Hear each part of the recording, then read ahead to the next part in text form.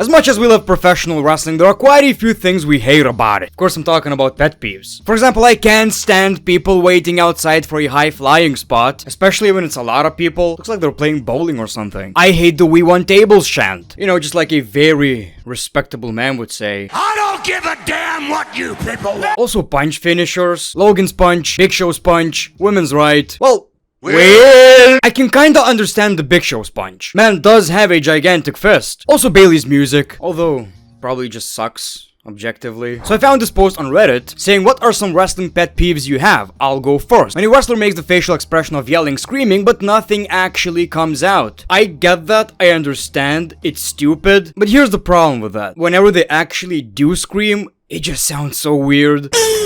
So in this video I want to check what kind of pet peeves pro wrestling fans have, and also subscribe to this channel. I'm seeing the growth, I appreciate it. Let's hold on to our schmeckles, keep it coming, people. When wrestlers are supposed to be getting their face head slammed into the commentary table, but all they're doing is slapping their arms down. Oh, I get that. It's not even worth doing that in the first place because it kinda sucks, and all they're doing is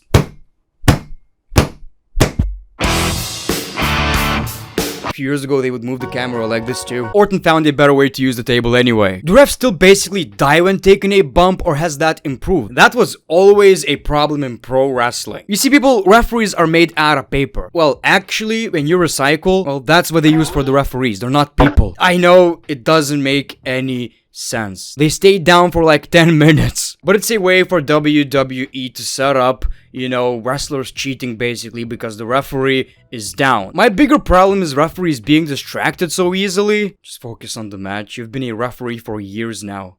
Can't you learn already? Kicking out of multiple finishers. It's done to death. Okay, so this is also a big problem in modern wrestling. Do finishers even mean anything right now? There are protected finishers in the WWE. End of Days was really protected. RKO is still protected, kinda. But I get it, especially right now. Cody has to hit 3 finishers to pin his opponent sometimes. I feel like it's a problem, although it's not necessarily a problem when we have these big-ass pay-per-view matches. Or matches like Goldberg versus Brock Lesnar. Not only because, well, they're tough, the finishers don't hurt them as much, but also because Bill, you know Bill has 3 moves. A finisher is one of them. Wrestlers standing in a group outside waiting to catch a diving wrestler. That's exactly what I was talking about. I hate it. It could be fixed very easily, actually, with better camera work. Just don't record these people while they're waiting. Focus on the one that's about to jump. But again, it doesn't look impressive at all. You have like 10 people waiting for Ricochet or Rey Mysterio to jump, and that somehow hurts. Clapping the ladder like a snail. Oh my god, that is a problem, you know, just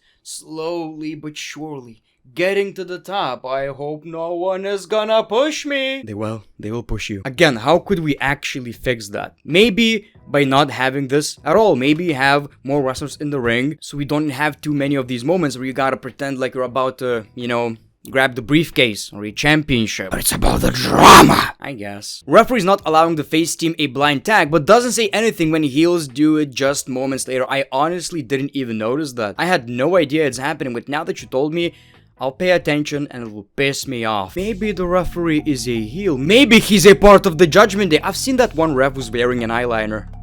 I'm suspicious. Wrestlers waiting for their music to hit so they could run out and save their partner's friends. I get it, it doesn't make sense. I would like to imagine that someone in Gorilla is seeing Seth Rollins running, I'm gonna save Kevin Owens, you know, and they hit the music and then he just runs out. I don't know, still takes way too long. Well, maybe they get thirsty or something. I get it, it doesn't make sense, but it's one of these things that I wouldn't change because the pop is worth it. Like, I get to hear, I need to hear the music, unless it's some Def Rebel shit, then don't bother. Spamming super kicks and frog splashes. When it comes to a frog splash, it is a problem, but not that big of a problem since for the majority of wrestlers it's signature slash finisher. Logan Paul, Dominic Mysterio, Montez Ford. I don't think it's that big of a problem. When it comes to a super kick, it used to be such a big move. It used to be one of the most beautiful finishers of all time.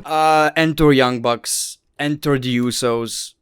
This was one of the worst WrestleMania matches. My cousin still hates the Usos because of this match. It's such a cheap pop move nowadays. Like, I can't even respect that shit. If I were to book the WWE, I would ban super kicks, man. Wrestlers having short-term memories. They are feuding for months only to become friends when only one of them does a turn. That is a problem, but lately, ever since Triple H took over, it's kinda being fixed because wrestlers do talk about their past.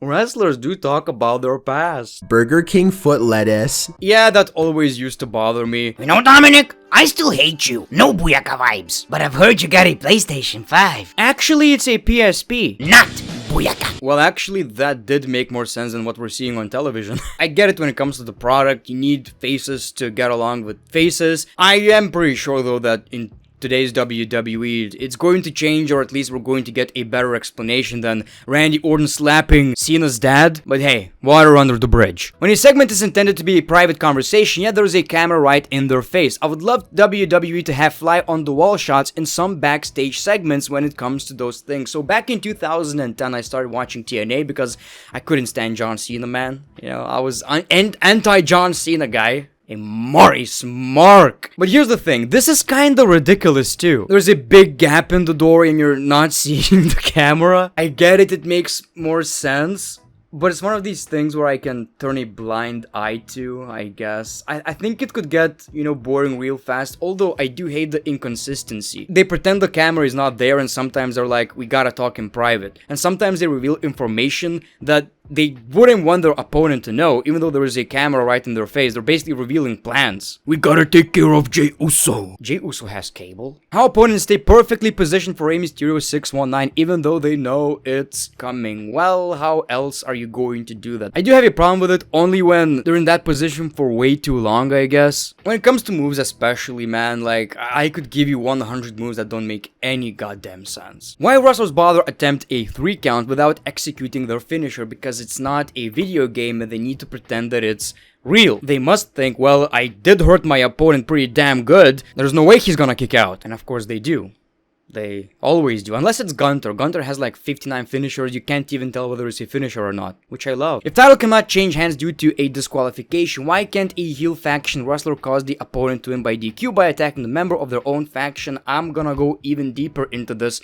If I'm a WWE champion, why wouldn't I just disqualify myself in every match if there's no other stipulation? Actually, they did it one time. Randy attacked the referee and he, well, retained the championship. And you know, heels are not necessarily fighting champions anyway, but I guess that would just completely ruin the product. Wrestling doesn't make sense, people. Hate to break it to you, this guy is not dead. Sometimes we just gotta, you know, let it slide. Biggest pet peeve right now is Dom Mysterio, that's all. Somebody is jealous of Dominic's Riz.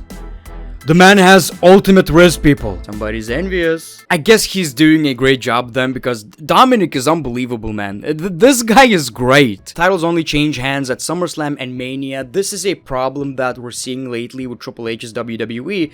And hopefully something that will get addressed because he needs to make a statement. At the next pay-per-view, or maybe even the next one, we need a title change. Because you need to give us a reason to watch. Sure, the wrestling is good, I get that, but, you know, that's what's important. Title changes. Like, you need to give us a reason to watch and expect us to see title changes at B-level pay-per-views. The over-excessive makeup on some women wrestlers. Dude woke up and chose violence. Will hurt you. I hate the way they're using makeup. Why can't we all be natural? Refs suddenly don't know what the Money in the Bank holder wants to do with the briefcase. Oh, that was a problem. Thankfully, it's actually fixed because Damien cashed in pretty quickly and referee knew what to do. Man, just a year ago. What is that briefcase? What do you want me to do? What am I gonna do? You want to cash in what? Oh, that was so annoying, man. And I guess Triple H was always watching WWE in the Gorilla. And he was like, holy shit, that doesn't make any sense. But it's drama. I'm so glad some of these stupid ass Vince McMahon things are gone. The death of number 1 contenders matches. And then my man is ranting about how people are even getting these matches. I agree. Because here's the thing. Let's be honest right here. Raw and SmackDown are commercials for pay-per-views. It's really hard to give us a reason to watch. Number 1 contenders matches, tournaments, are exactly that.